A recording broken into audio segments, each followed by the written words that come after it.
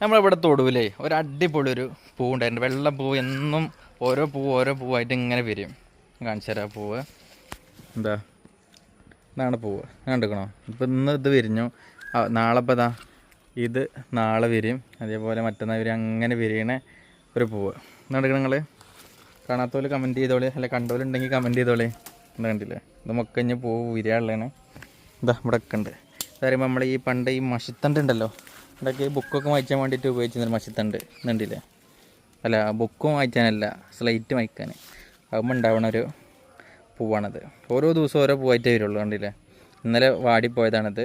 ഇന്നിപ്പോൾ ഇത് വിരിഞ്ഞു, നാളെ ഇത് വിരിയും, മറ്റന്നാൾ ഇങ്ങനെ വിരിഞ്ഞ് വരുന്നേ ഒരു ഐറ്റം പൂവ്. നമ്മളെ തൊടുവിലൊക്കെ ഉണ്ടാവുകയാണ്. വീട്ടിലാരും കുഴിച്ചിട്ട് വളർത്തലൊന്നുമില്ല. കണ്ടില്ലേ? ഇതേപോലെ ഇവിടെയൊക്കെ ഉണ്ട്.